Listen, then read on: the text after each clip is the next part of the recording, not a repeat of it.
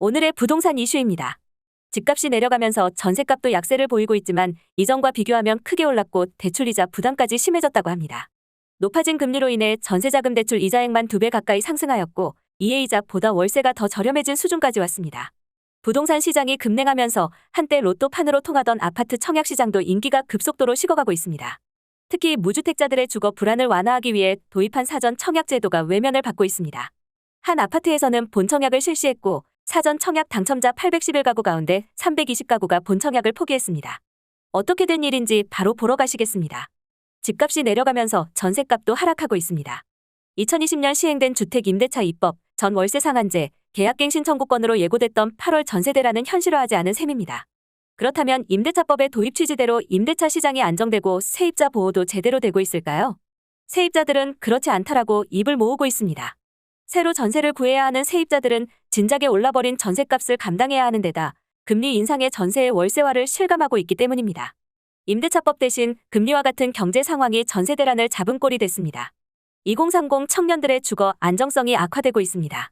지난 집값 상승기 덩달아 오른 전셋값을 감당하지 못해 서울 외곽 수도권으로 밀려났던 청년들이 다시 전세에서 월세로 내몰리는 처지가 됐습니다. 최근 전셋값이 약세를 보인다고는 하지만 이전 계약 당시와 비교하면 크게 올랐고 대출이자 부담까지 심해진 여파입니다. 서울 도봉구 창동의 한 아파트에 전세로 살던 박모 씨는 최근 단지 내 같은 면적 월세집으로 이사했습니다. 2018년 대출 1억 원을 끼고 보증금 2억 5천만 원의 성동구 성수동에서 전세를 살던 박 씨는 2020년 도봉구 창동으로 이주했다가 최근 다시 월세를 구했습니다. 보증금 1억 원에 월세 80만 원짜리 집입니다. 그는 신규 계약을 하려 보니 같은 면적 전세 시세가 4억 원에 육박했다 라며 계약갱신 청구권은 쓰지도 못했다. 임대차법으로 세입자 형편이 나아질 거라더니 전셋값만 올랐다 라고 푸념했습니다. 박 씨는 새 전셋집을 구하려면 추가 대출을 일으켜야 했는데 이자가 월 100만 원에 달할 상황이었다고 설명했습니다. 그러면서 부담이 늘어 저축을 줄이게 됐지만 이자 100만 원 전세보다는 80만 원 월세가 그나마 낫다 라고 말했습니다. 임차인들이 월세로 밀리고 있습니다. 금리 상승에 전세대출 이자를 부담하기 어려운 게 가장 큰 이유입니다. 25일 대법원 등기정보광장에 따르면 올해 1월부터 9월까지 전국 월세 거래량은 107만 2,370건이었습니다. 월세 거래량은 관련 통계 작성 이래 처음으로 연간 기준 100만 건을 돌파했습니다. 임대차법 시행 이후 전 월세 거래 가운데 월세 비중도 높아지는 추세입니다. 올해 1에서 9월 전 월세 가운데 월세 비중은 약 52%로 절반을 넘어섰습니다. 2018년만 하더라도 같은 기간 전세 비중은 약 59%에 달했습니다. 60%에 육박했던 전세 비중은 2020년 임대차법이 시행되면서 2020년 59%, 2021년 56%, 2022년 48%로 하락을 거듭하고 있습니다. 특히 전세의 월세화가 진행되며 올해 1에서 9월 월세 100만 원이 넘는 서울 소형 아파트 거래량도 7,190건에 달했습니다. 2018년 2,545건에 비해 3배 가까이 증가한 수치입니다. 세입자들이 월세를 찾는 이유는 간단합니다. 전세보다 월세 부담이 덜해서입니다. 금리 인상으로 전세대출 이자 월세로 공식이 바뀌면서 세입자들은 월세집으로 밀리고 있습니다. 실제 금액을 따져봐도 그렇습니다. 남양주 다산동의 한 아파트에서 5억 원짜리 전세를 사는 황모 씨는 보증금 가운데 1억 8천만 원이 대출입니다. 올해 1월까지는 매달 이자가 40만 원대에 그쳤지만 금리가 거듭 상승하며 대출 이자도 2차례 올라 지난달부터는 85만 원을 내고 있습니다. 황 씨는 이자가 몇 달 만에 2배로 뛰어 부담인데 그나마도 내년이면 더 오를 것 같다 라며 직장 출퇴근 등을 감안하면 이사도 어려워 월세로 넘어갈까 고민 중이라고 토로했습니다. 인근 같은 면적 반전세 시세는 보증금 3억 원에 월세 50만 원 수준입니다. 매달 85만 원이던 이자가 50만 원 월세로 바뀌는 것입니다. 대출 금리는 1년 새에 2배가량 상승했습니다. 금융권에 따르면 최근 KB국민 신한하나, 우리 NH농협 등 시중은행 전세대출 금리는 연 4.54에서 7.057%를 기록하며 7%까지 치솟았습니다. 금리 산정의 기준이 되는 코픽스가 이달 신규 취급액 기준으로 0.44%포인트 올라 3.4%가 된 영향입니다. 전세자금 2억 원을 연 6% 금리로 대출하는 경우 월 이자 부담은 100만 원가량입니다. 만약 연말 금리가 8%까지 오르면 월 133만 원으로 늘어납니다. 전세대출은 통상 변동금리형이기에 금리 인상에 따라 주거 부담이 급격히 증가합니다. 목돈 부담을 감수하고 전세를 유지하다 불어난 대출 이자를 제때 갚지 못한 세입자도 늘고 있습니다. 지난 7월까지 주택도시보증공사의 전세자금 보증 대위변제액은 3,687건으로 1,727억 원을 기록했습니다. 전세자금 보증은 대위변제액은 세입자가 은행에 대출금을 상환하지 못해 공사가 대신 갚은 금액입니다. 액수 기준으로 지난해 5,470억 원, 2,166억 원의 80% 규모인데 이 가운데 53.4%인 922억 원은 2030 청년 차주가 빌린 돈으로 드러났습니다. 대위 변제 금액 중 2030 청년 차주가 차지하는 비율은 2020년 41.3%, 2021년 46.7%, 2022년 7월 53.4%로 점차 증가하는 추세입니다. 주거 비용을 감당하지 못한 2030 세대가 무너지면서 서민 주거 안정을 위해서라는 임대차법 도입 취지도 무색해졌습니다. 전세를 월세로 전환하기가 쉬운 것만은 아닙니다. 한국부동산원 통계에 따르면 지난 8월 전국 전 월세 전환율은 5.8%입니다. 올해 초 5.6%였던 것이 0.2%포인트 높아진 것인데 5억 원짜리 전세를 월세로 전환하면 5억 원의 5.8%인 2,900만 원을 12개월로 나눈 약 243만 원을 세값으로 내야 한다는 의미입니다. 전세자금 대출 금리보다 낮다고는 하지만 점차 높아지는 전 월세 전환율은 세입자 부담을 키우는 요인입니다. 전문가들은 전세의 월세화가 가속하면 무주택 청년들의 주거 안정성은 크게 악화할 것이라고 지적합니다.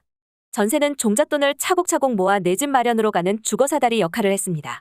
하지만 전세값이 오르면서 전세보증금 대부분을 대출로 충당하게 됐고 급기야는 다시 월세로 유턴을 하고 있기 때문입니다. 심영석 우대빵 연구소장은 월세에서 내 집 마련으로 넘어가는 비중은 10%가 채 되지 않는 데 비해 전세에서 내 집 마련으로 넘어가는 비중은 50%가 넘는다.